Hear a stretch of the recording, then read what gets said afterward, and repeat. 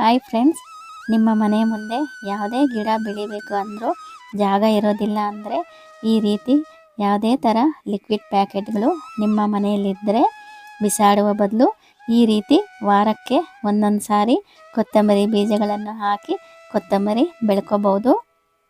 ಇದು ಕೊತ್ತಂಬರಿ ಬೀಜ ಹಾಕಿ 25ನೇ ದಿನ ಇಷ್ಟು ಬಂದಿದೆ ನೋಡಿ. ಕೊತ್ತಂಬರಿ ಬೀಜ ಆಯ್ಕೆ ಮಾಡ್ಕೊಳ್ಳೋದು ಹೇಗೆ ಅಂದರೆ ಅದು ಫ್ರೆಶ್ ಆಗಿರಬೇಕು. ಕೊತ್ತಂಬರಿ ಬೀಜನ ಬಿಸಿಲಿನಲ್ಲಿ ಚೆನ್ನಾಗಿ ಒಣಗಿರೋದು ತಗೋಬಾರ್ದು. ಆಮೇಲೆ ನೀವು ನೀರು ಪಾಟ್ಗೆ ಹಾಕಬೇಕಾದ್ರೆ ಕೈ ಅಡ್ಡ ಇಟ್ಟು ನೀರು ಹಾಕಿ. ಒಂದೇ ಹತ್ರ ನೀರು ಹಾಕಿದರೆ ಅಲ್ಲಿ ಸರಿಯಾಗಿ ಮೊಳಕೆ ಬರೋದಿಲ್ಲ. ನಿಮಗೆ ಈ ವಿಡಿಯೋ ಇಷ್ಟವಾದರೆ ಲೈಕ್ ಮಾಡಿ, ಹಾಗೆ ನಿಮ್ಮ ಫ್ಯಾಮಿಲಿ ಫ್ರೆಂಡ್ಸ್ಗೆ ಈ ವಿಡಿಯೋ ಹೆಲ್ಪ್ ಆಗುತ್ತೆ ಅಂದರೆ ಶೇರ್ ಮಾಡಿ.